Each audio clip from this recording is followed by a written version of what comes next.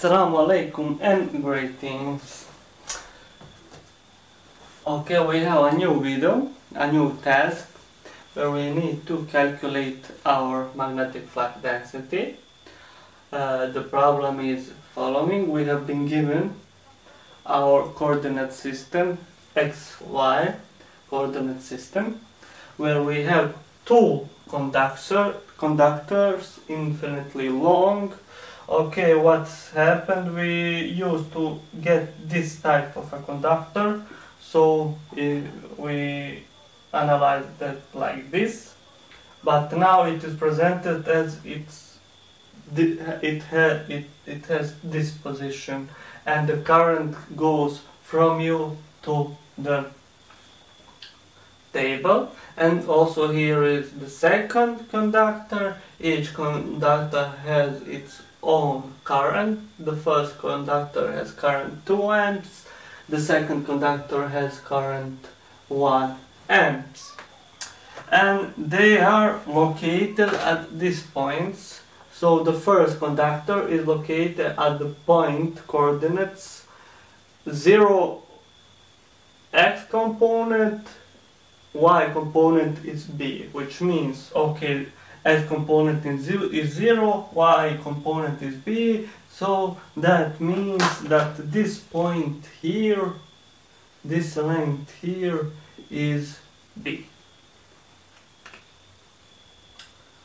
The second conductor is located at this point, alpha 0, which means the x is alpha, but the y is 0, so it is on the x-axis, and this is alpha.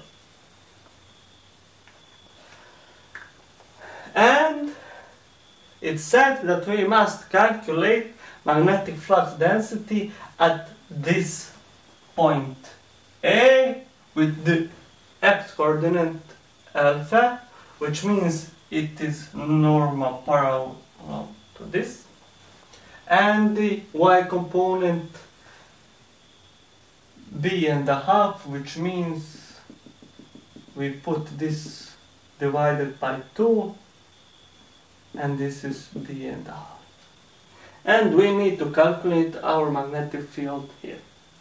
What happened in this assignment? We will analyze and visualize magnetic field a little bit different. Why? Because we always analyze it. Okay, I have my conductor and magnetic field are the circles, and I said, okay, those are the circles here. But what happens now? Our problem is presented like we shift this for 100 degrees, and we analyze this is a conductor, but these are the fields of a magnetic field. So the circles, this current has a magnetic field which are presented with circles. So we will present it here.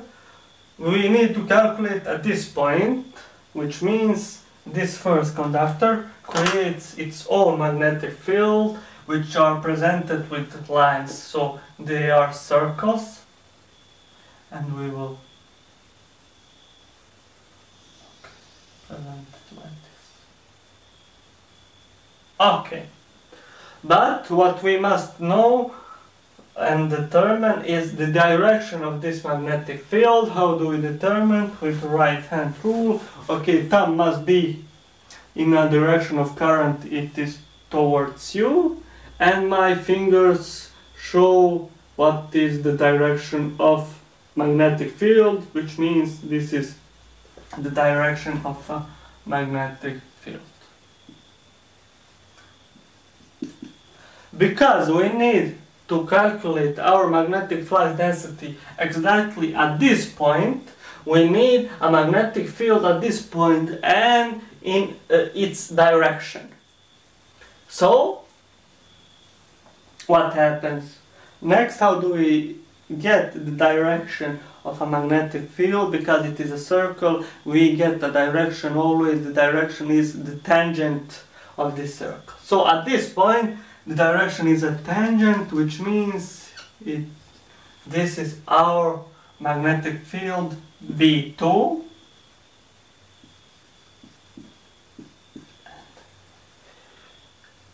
And we can see it right away from this picture, because it's asked to calculate here, that here this magnetic field has only one component. It has X component. It doesn't have Z component, Z component, it doesn't have Y component, it only has X component. And this vector is directed opposite to the positive value of X. So B2 has its intensity, which we calculate by Biot-Savart's law, and it has an opposite direction, negative direction, in accordance to the x-axis. So it is minus I, which is unit vector for x. In our previous videos we calculated this actually. We only looked at it from the different angle, and that's it, from this different perspective. So this point is actually this point here, and we always told that this vector is from you to the table or from table to you. Okay.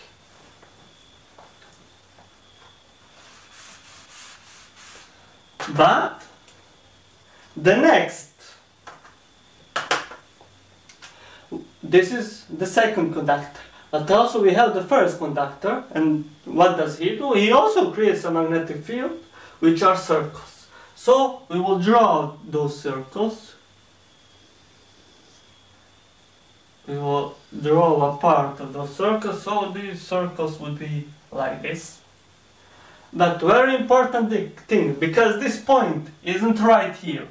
If it was here, then our magnetic field would be a tangent and would have this direction towards a negative value of the axis. But no, this is not parallel to this.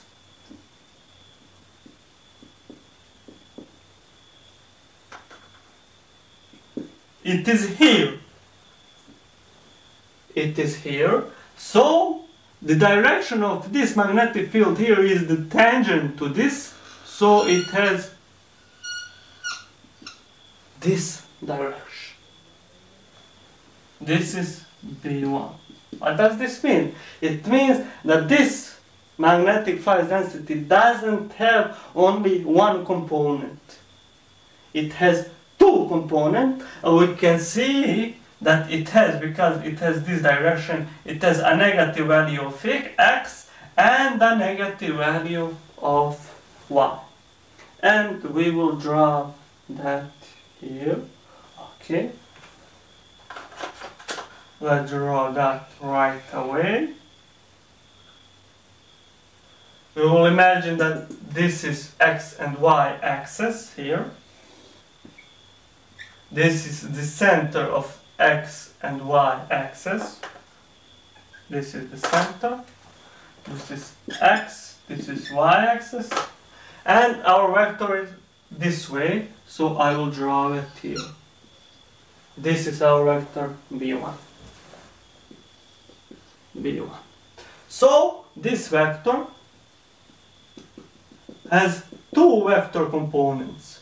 First vector component is B1x, its x component, and we can see its direction. It is a negative x. And the second vector component is the y component, or here we can draw it like this, and we can draw it like this, both, and this is B1 epsilon. Or you can draw it, this is B1 epsilon, and this is B1 x. So, using Biot-Savart's law, we will very easily calculate B2 intensity. And we already calculated and determine its direction, its vector. But here by using Biot-Savart's law, what will we get? We will get the intensity of a resultant vector at this point. But this vector now doesn't have only one component, so that is a complete vector. It has two components. With Biot-Savart's law, I get a resultant vector. But I must, in order to sum all of this magnetic field and this magnetic field, I must write it as a vector and sum all of their components. So I must write this as a vector as x component plus y component. And in order to do that, I will need to find this angle. We will call it beta.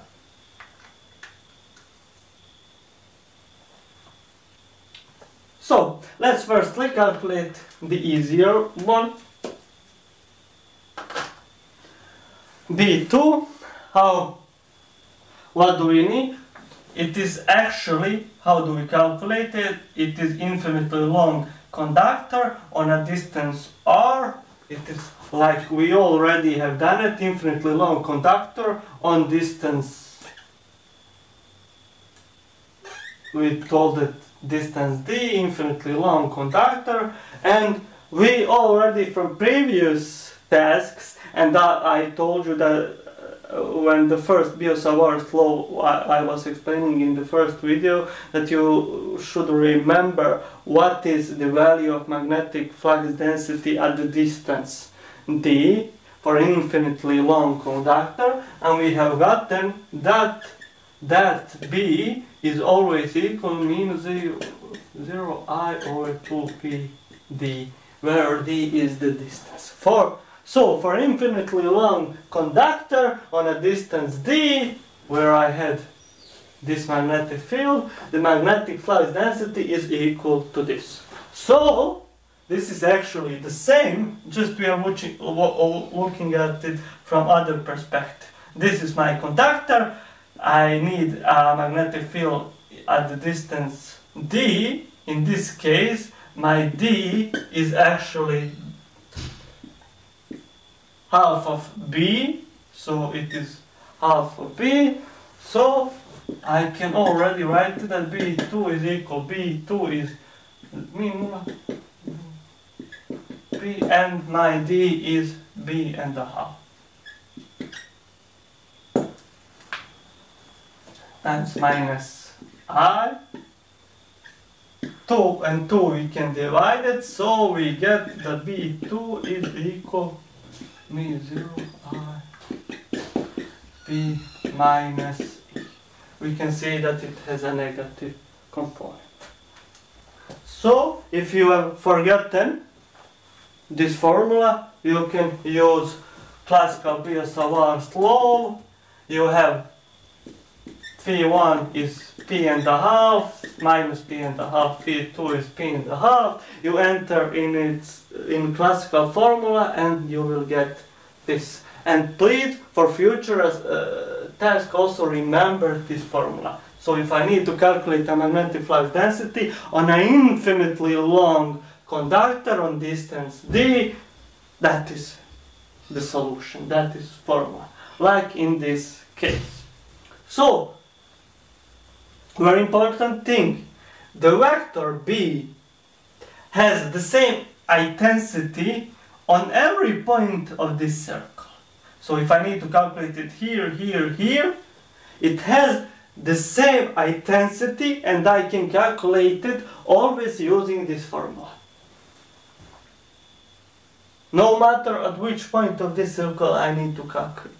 But what changes on this circle? Only its direction changes. So his vector component changes, but his intensity, his amplitude doesn't change. Only its direction. So if I needed to calculate it here, I would have this directional vector. So this vector would have x and y axis. But the amplitude of this vector intensity is always the same, and I can calculate it using this formula, and I will always do that, calculate its amplitude, and then geometrically watch and determine its component, vector components.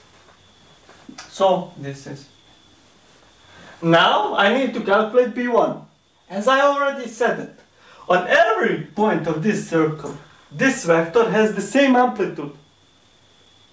Only the direction the vector component changes. So, as I calculated for this conductor at this point its magnetic flux density, the same way I can calculate magnetic flux density of this conductor.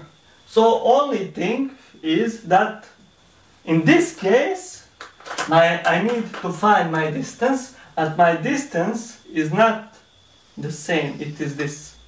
So this is my D, and I will call it R. So, in this case, my magnetic flux density at this point, its amplitude is equal to P times distance, and I said that distance will be R. Now I need to find R. How can I do it? Simply I'm looking for a right triangle with 90 degrees, so I can apply Hopital's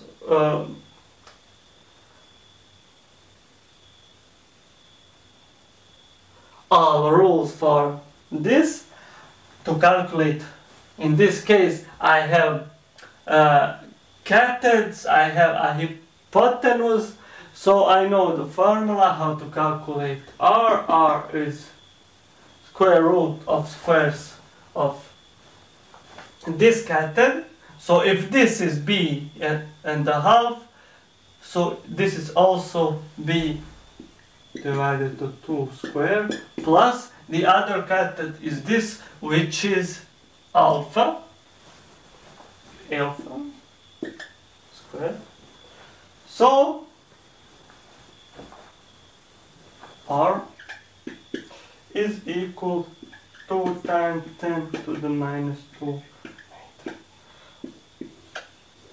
Once again, I want to remind you that first thing you should do when you get this data for these geometrical problems is, if you have been given some lengths in centimeters, millimeters, etc., please transform them into meters right away. So this is 1 times 10 to the power of minus 2 meter. This is 2 times 10 to the power of minus to the power of meters, and you get that R has this value.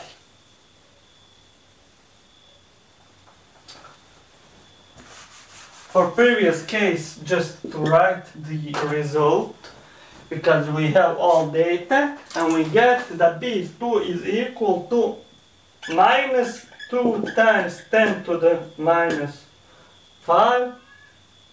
This minus is because of this. It is in the negative part of the x-axis times I. And the unit is this.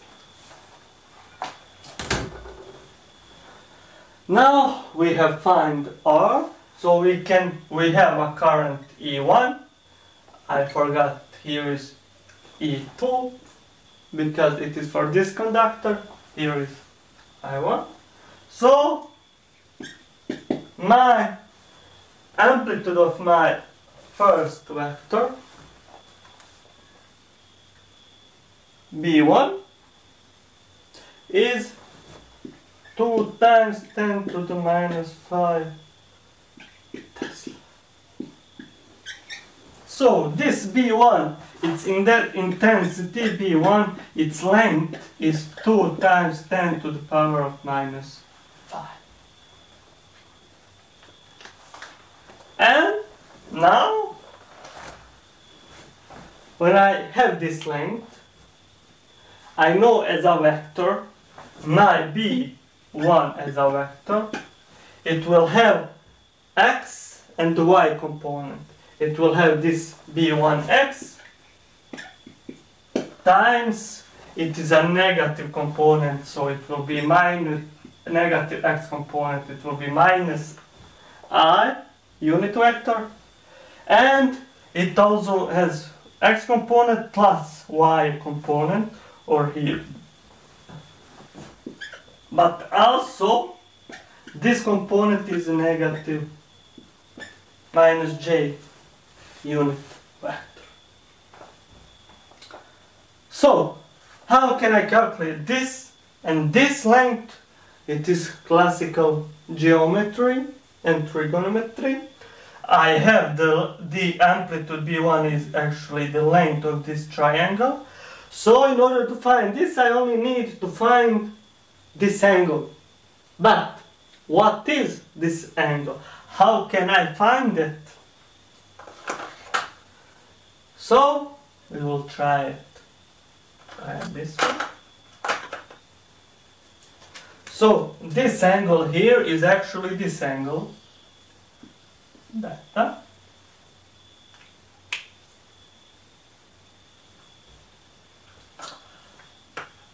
And how can I find it? Well, very important thing here is to know this distance when I get to this point and I draw a tangent. It means that this angle here is 90-degree angle. So this is 19-degree angle. And which means if I know this angle, for example phi,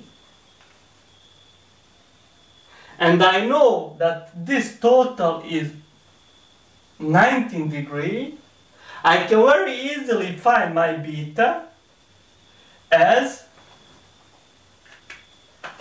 so here my beta will be when I from 90 degrees take this. So my angle beta is 90 degrees minus angle phi. So this is my beta. How can I find angle phi? Very easily, because I have here right triangle with 90 degrees angle, so I can use trigonometry. I know that the tangents of this angle is the opposite cathode divided with adjacent cathode, or I can use sine or cosine. Now we know that sine is the opposite and that the cosine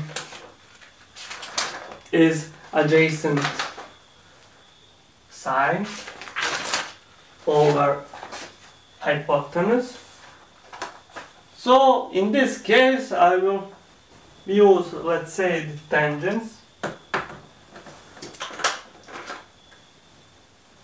The tangents phi, so the tangents of this is the opposite side, which is b and a half, b divided to 2,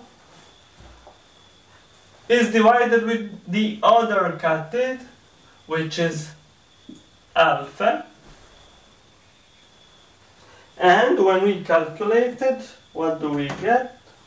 We get that the tangents is equal to 1 over square 3, because alpha is actually this square 3. So from here our angle phi is tangents to the minus 1 or arcus tangents, which means that it is an angle of 30 degrees, or p divided with 6.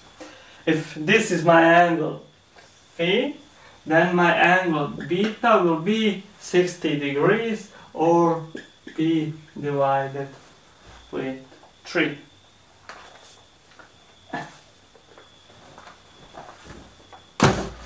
Okay. Now, if I know beta and I know the hypotenuse, which is B1, which I calculated, then I can very easily find all of these components. Why? Sinus beta is equal the opposite side, which is B1 epsilon, its amplitude. Now I'm looking this only purely as a trigonometric geometrical problem. Its amplitudes are the length of this triangle. So the length of this triangle in intensity of a vector B epsilon, By. So B1 epsilon, this is the opposite divided with the hypotenuse. B1. From here I get that y component of vector B is equal B1 times sinus beta.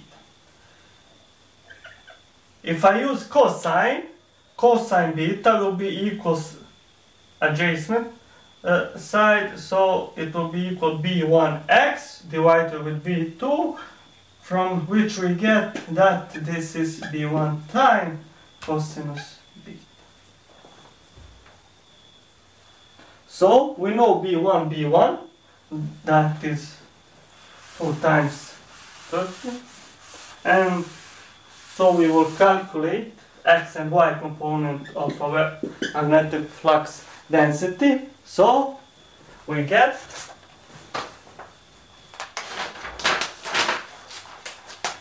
that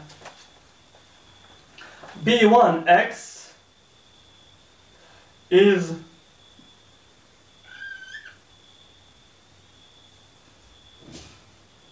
one time 10 to the power of minus 5 Tesla, and y component is square root of 3 times 10 to the minus 5 Tesla. So our vector has x and y component, and we will write it like that. So our vector B1, it has x component 1 time 10 to the power of minus 5. Its x component is negative, so it is minus I unit vector, and plus its y component, which is square root of 3 times 10 to the minus 5, and its component is in the y-axis but in the negative y-axis, so it means also that it is minus j, the unit vector of y-axis. Now we have found B1 as a vector, and we have found B2 as a vector, which is 2 times 10 to the minus, and our resultant vector will be, we simply B resultant, as we already told what will be.